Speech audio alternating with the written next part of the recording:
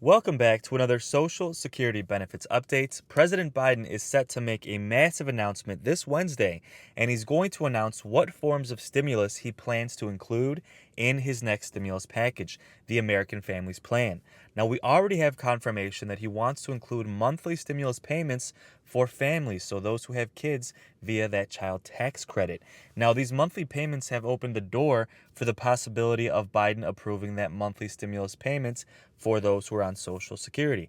Remember, President Biden promised to approve that $200 per month stimulus for everyone on Social Security benefits, and now we have Democrats pushing Biden to include an increase in SSI payments as well as Social Security benefits reform in general, which is another promise he made on the campaign trail. At the same time, we have Democrats like Bernie Sanders also fighting to include Medicare reform by lowering the Medicare age to 60, which would help a lot of people who are retired who still do not qualify for Medicare, because a lot of people take Social Security at 62 but still do not qualify for Medicare until 65. Bernie Sanders wants to change this, as well as expanding Medicare to include things like dental care, vision, and hearing care. So let's discuss the details in this video, but before we get into it, don't forget to like this video and subscribe. It really goes a long way in supporting the channel. So just to recap, we do expect two more stimulus packages by the end of 2021.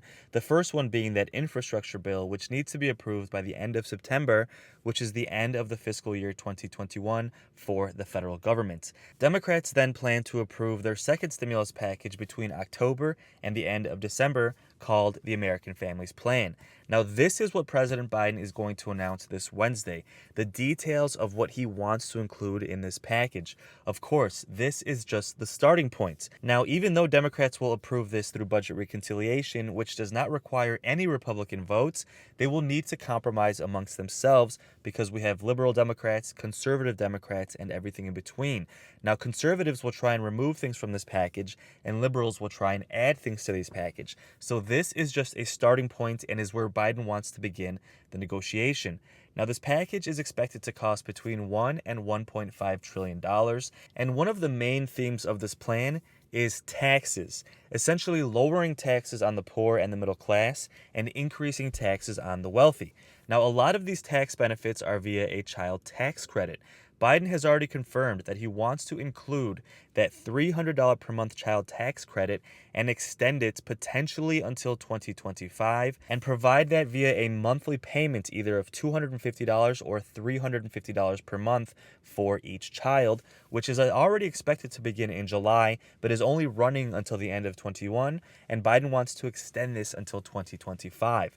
Now, the main purpose of this is great, to end child poverty and reduce child poverty by at least 50%, which is a really good start. Now, this is where I jump in and I say, if we can reduce child poverty, we should be able to reduce poverty for our seniors and also approve that $200 per month stimulus boost. Because if they can approve this monthly boost for families, why can they not do it for seniors? And let me know in the comments if you agree. Democrats have been pushing Biden on this. Democrats like Elizabeth Warren and Bernie Sanders have been calling Biden out, and I've talked about it on my channel. They even wrote a letter to Biden telling him to keep his campaign promises, increase SSI, increase Social Security benefits, and approve that $200 per month stimulus boost. So once this bill is announced and begins to be negotiated, we're hoping that people like Bernie Sanders will fight for that $200 per month boost for everyone who is on Social Security benefits, which is pretty in line with what Biden already wants to do. Biden wants to approve this monthly boost for families. So again, very similar to approving it for seniors as well. And let me know in the comments if you agree.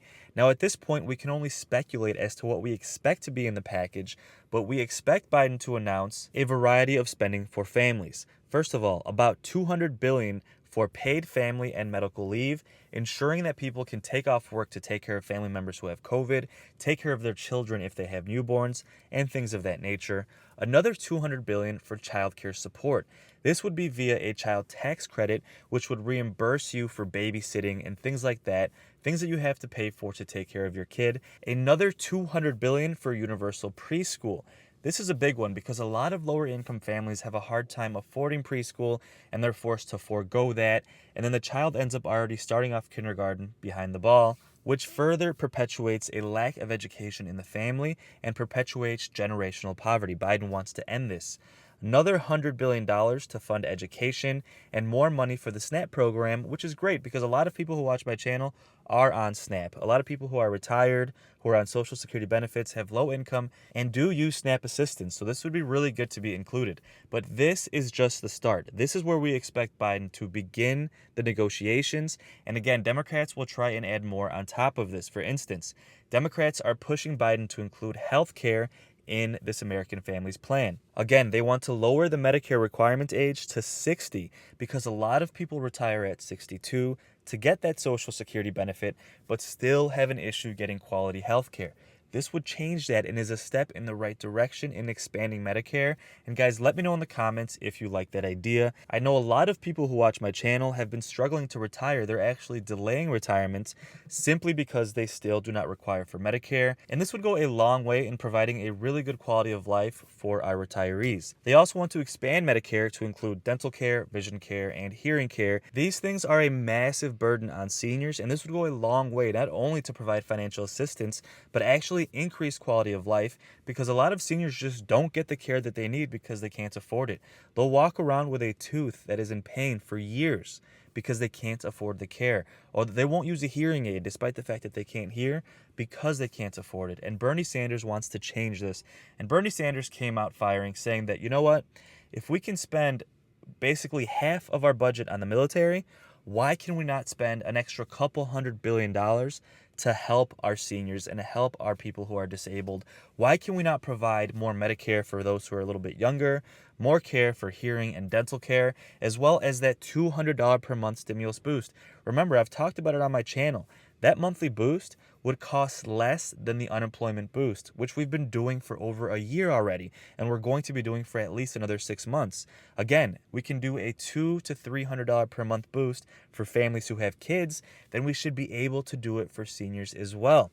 And Bernie Sanders is arguing, and let me know if you agree, because I know the military is a very, very touchy subject and a very political subject, but he thinks that we should cut military spending at least somewhat and use that money to help the people who need it the most. Use that money to help people on Social Security, SSI, SSDI, things like that, and cut the military budget at least a little bit. And again, I know this is a very controversial topic, but let's watch this video by Bernie Sanders and let me know your thoughts in the comments below. America's defense budget is out of control. The military-industrial complex. Maybe we can cut military spending.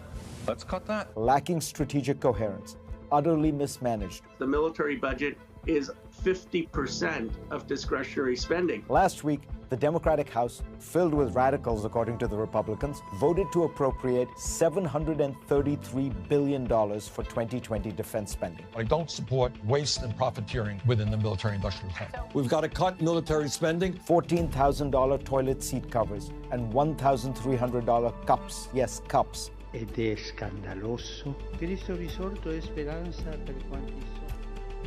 The government spends $300 billion on the military and cuts back on programs for the cities and towns. We have been compelled to create a permanent armaments industry of vast proportions. Why is it necessary to continue to spend almost $300 billion a year on the military? The United States faces a world in flux, to be sure, but surely not a more dangerous world than during the Cold War. When our elderly people are in poverty, our children are in poverty, our working people are seeing a decline in their standard of living. We continue to spend over $280 billion a year on the military. It now spends more than the next 10 countries in the world put together, 6 of which are close allies like Britain and France. We can make significant reductions in military spending. Some of that money should be reinvested in America to create new jobs. We must never let the weight of this combination endanger our liberty or democratic process. 60 years later,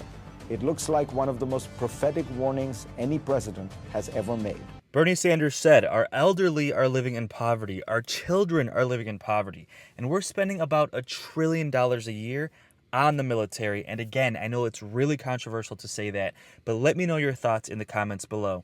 If we're spending $1 trillion a year on the military, and we're spending more than the next 12 countries combined, can we afford to take $100 billion out of that trillion to fund Social Security, to fund SSI, to fund SSDI, to fund the SNAP programs, to create a better quality of life for our seniors and for our disabled.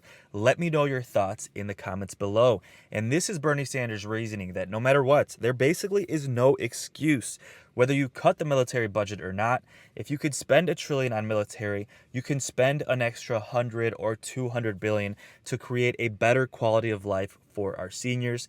And this is why they continue to fight for that $200 per month stimulus boost, for SSI and SSDI and Social Security benefits reform as a whole to increase monthly benefit payments, increase that annual COLA adjustment, and increase the quality of life for our seniors to reduce poverty, not only in the elderly, but in the children as well, by increasing this child tax credit and paying it in monthly payments.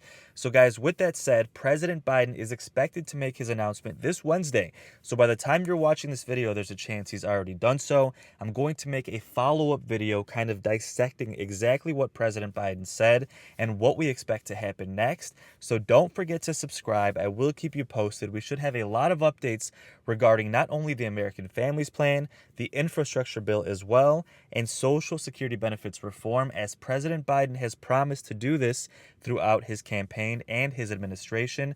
So guys, thank you so much for watching. Don't forget to subscribe, like this video, and share this channel with anybody who you think might find this helpful. And until the next video, take care and have a great day.